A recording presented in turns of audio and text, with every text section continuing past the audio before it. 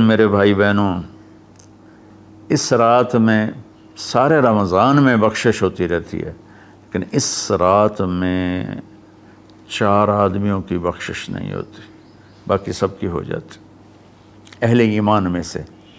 تو 4 آدمیوں کی بخشش نہ ہونے کا مطلب یہ ہے کہ اگر یہ توبہ نہیں کرتے تو ان کے لیے معافی کوئی نہیں، اگر یہ توبہ کر لیں تو ایک دم معافی، ان کو بھی اللہ کی رحمت ان کو اپنے چھاؤں میں لے لے گی۔ پہلا ہے مدمن خمر، جو مستقل شراب کا عادی ہو، مستقل شراب پینے والا یا کوئی بھی نشہ کرنے والا جو آدمی کو مفلوج کر دیتا ہے۔ تو اس وقت میں نشہ خمر شرابی تھا، اب تو ہیروئن اور کوکین اور کیا کیا وہ ٹیبلٹس بھی ایسی آ گئی ہیں، ایک ٹیبلٹ 5-5 ہزار کی ہے، اور ہمارے کالج سکول کے بچے بچیاں اس میں بالکل 16-17 سال کی عمر میں اس میں پھنسے ہوئے ہیں۔ تو مدمن خمر، شراب پینے والے کی بخشش نہیں ہوتی۔ دوسرا کون ہے؟ عاق لوالدیہ، یہ عجب لفظ ہے، عاق۔ عاق، عقا یعقو ہے، اس کا مطلب ہوتا ہے پھاڑ دینا، ٹکڑے ٹکڑے کر دینا۔ تو اس سے مراد وہ اولاد ہے جو مسلسل نافرمانی کر کے ماں باپ کے دل کو توڑ دیتی ہے اور چیر دیتی ہے۔ ایک ہوتا ہے کبھی کبھار آواز بلند ہو جانا، وہ تو ایک فطری چیز ہے کہ بیٹے کی آواز ماں کے سامنے بلند ہو جائے، باپ کے سامنے بلند ہو جائے، بیٹی کی آواز ماں کے سامنے بلند ہو جائے، باپ کے سامنے بلند ہو جائے، یہ نیچرل ہے، اس کو نافرمانی نہیں کہتے۔ یہ ایک وقتی طور پر ہوتا ہے، پیچھے وہ ان کو پھر بیٹے کو خیال آتا ہے تو وہ معافی مانگتا ہے جا کے، بیٹی کو خیال آتا ہے وہ معافی مانگتی ہے جا کے ماں سے، تو ان کو نافرمان نہیں کہتے۔ عاقہ، وہ مرد، وہ عورت، وہ لڑکا، وہ لڑکی جو اپنے باپ اور ماں کے دل کے ٹکڑے ٹکڑے کر دے۔ آپ سے پوچھا گیا تھا یا رسول اللہ قیامت کب آئے گی؟ آپ نے فرمایا اللہ کے سوا کوئی نہیں جانتا۔ آپ نے فرمایا تو کوئی نشانی؟ تو وہ پوچھنے والے نے عرض کیا یا رسول اللہ کوئی نشانی بتا دیں، تو آپ نے فرمایا جب تم یہ دیکھو کہ بیٹیاں ماؤں سے نوکروں جیسا سلوک کریں،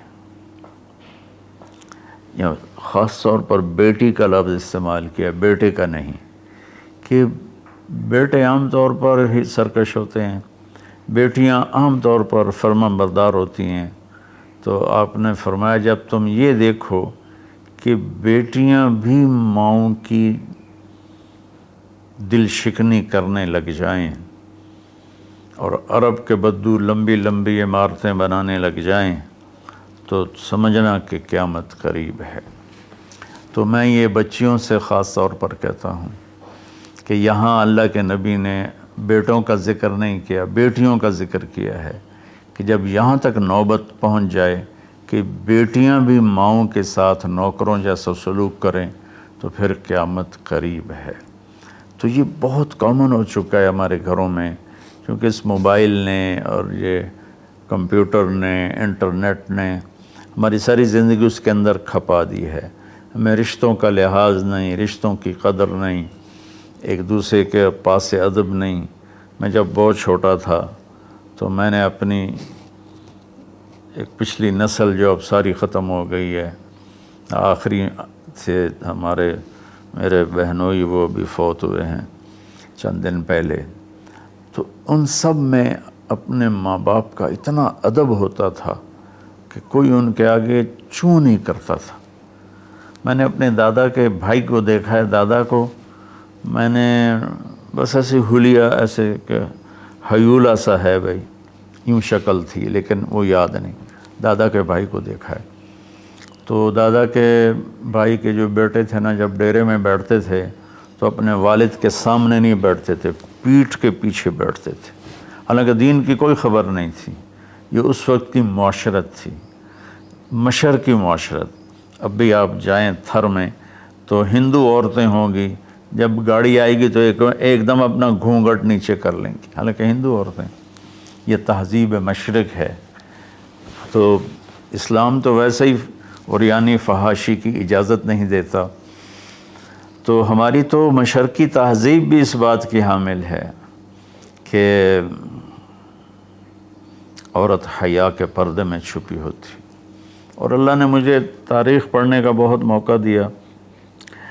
دنیا میں یہ جو راجپوت قوم ہے یہ آرین ہے، تو جب ان کی یہ قبل مسیح آئے ہندوستان میں، عیسیٰ علیہ السلام کی آمد سے پہلے ہندوستان میں آئے، پھر یہ خونخوار تھے اور آپس میں لڑتے تھے، تو پورا ہندوستان چھوٹی چھوٹی ریاستوں میں بٹا ہوا تھا۔ کبھی کسی راجا نے 5-10 ریاستیں فتح کر لیں ورنہ یہ اس طرح تقسیم تھا۔ تو یہ دنیا کی واحد قوم ہے، جب انہیں یقین ہوتا تھا کہ ہمیں شکست ہو جائے گی تو وہ سب سے پہلے اپنی بیٹیوں کو، بیویوں کو، ماؤں کو قتل کر دیتے تھے کہ کوئی ہماری بیٹیوں کی عزت سے نہ کھیلے، ہماری بہنوں ماؤں کی عزت سے نہ کھیلے۔ پھر جا کر لڑتے تھے، اور عام طور پر جس کو شکست ہوتی تھی وہی ایسا کرتا تھا اور اپنی جان دے دیتے تھے۔ چھوٹا سا واقعہ سناتا ہوں کہ مراٹھوں نے ایک قلعے پر حملہ کیا، شیر گڑھ اس کا نام تھا، تو اس کا جو راجا تھا وہ راجپوت تھا، اس کی طرف سے اورنگزیب کی طرف سے وہ وہاں اس قلعے کا وہ حاکم تھا، لیکن تھا ہندو، اودے سنگھ اس کا نام تھا، اور اس کی 18 بیویاں تھیں۔ تو مراٹھوں نے اس پر حملہ کیا، تو رات کے اندھیرے میں حملہ کیا، تو سارے 5000 کی فوج تھی، ہندو مسلم کٹھے، وہ شرابیں پی کے پڑے تھے، وہ 300 آدمی اندر گئے، ان کو اکھاڑ دیا۔ تو اودے سنگھ کو جب پتہ چلا کہ میدان ہاتھ سے نکل گئے تو اس نے اپنی 18 بیویوں کا سر قلم کر دیا اور پھر آ کے نیچے لڑا اور خود بھی مارا گیا۔ تو یہ ایک ثقافت تھی، تہذیب تھی۔ تو اب ہماری ساری وہ اختلط الحابل بالنابل، اچھا پانی اور گند گٹر کا پانی آپس میں مل گئے ہیں۔ تو ہماری تو آپ نے تہذیب دیکھنی ہو تو آپ یہ ادھر جا کر سندھ میں دیکھ لیں کس طرح عورتیں اپنے گھونگھٹ میں رہتی ہیں۔ تو میرے بیٹوں بیٹیوں، حیا بہت بڑی چیز ہے، بہت بڑی دولت ہے۔ چونکہ ہم قرآن نہیں پڑھے، اللہ کے نبی کو نہیں پڑھا، تو مختلف قسم کی چیزوں سے ہم متاثر ہو کر اپنا وجود بھی گم کر بیٹھے ہیں اور اپنی تہذیب بھی مار بیٹھے ہیں۔ تو دوسرا شخص جس کی بخشش نہیں، وہ ہے جو ماں باپ کے دل کو ٹکڑے ٹکڑے کر دیتا ہے۔ تیسرا ہے قاطع رحم، جو رشتوں کی پرواہ نہیں کرتا، رشتوں کو توڑتا ہے، بدتمیزی کرتا ہے، گالی گلوچ کرتا ہے، اور کبھی بھائی سے لڑتا ہے، کبھی ماں سے لڑتا ہے، کبھی باپ سے، کبھی چچا سے، کبھی تایا سے۔ ماں اور باپ سے جتنے رشتے بنتے ہیں نا، وہ ذوی الارحام کہلاتے ہیں۔ تو جو اپنے رشتوں کی قدر نہیں کرتا اور ان کو ذلیل کرتا ہے تو اس کی بھی بخشش نہیں ہوتی۔ چوتھا ہے الشاحن۔ شاحن کہتے ہیں جو دل میں بغض رکھے کسی کے لیے، دل میں کینہ رکھے کسی کے لیے، تو اس کی بھی بخشش نہیں ہوتی۔ تو دیکھو، میں سب کے سامنے ہاتھ جوڑتا ہوں، اگر کوئی شراب کا عادی ہے توبہ کر لے، ابھی 21 کی رات نہیں آئی۔ اگر کوئی ماں باپ کو ناراض کر کے بیٹھا ہے تو ان کے پاؤں پکڑ کے راضی کر لے۔ کوئی رشتہ داروں سے لڑائیاں کرتا پھر رہا ہے تو صلح کر لے۔ کوئی کسی کے بارے میں دل میں کینہ رکھتا ہے، بغض رکھتا ہے، تو اپنے دل کو صاف کر لے۔ ان چاروں میں یہ آخری چیز بہت زیادہ پھیلی ہوئی ہے کہ ہمارے دل نفرتوں سے بھرے ہوئے ہیں۔ تو میرے بھائی بہنوں، اس رات میں اللہ تبارک و تعالیٰ سب کی بخشش فرما دیتا ہے سوائے ان 4 آدمیوں کی، اور یہ بھی اگر توبہ کر لیں تو ان کی ساتھ ہی بخشش ہو جاتی ہے۔ تو اس میں ہمیں 21 کو بھی جاگنا چاہیے، 23 کو بھی، 25 کو بھی، 27 کو بھی، 29 کو بھی، کہ 5 راتیں، کوئی ایک رات تو ضرور ہوگی، باقی اصل علم تو میرے اللہ کے پاس ہے۔ تو اپنے دل کو بھائی بہنوں صاف کرو، اور اس ایک رات میں 83 سال کا ثواب لے لو۔ اللہ تعالیٰ مجھے آپ کو عمل کی توفیق بخشے۔ السلام علیکم۔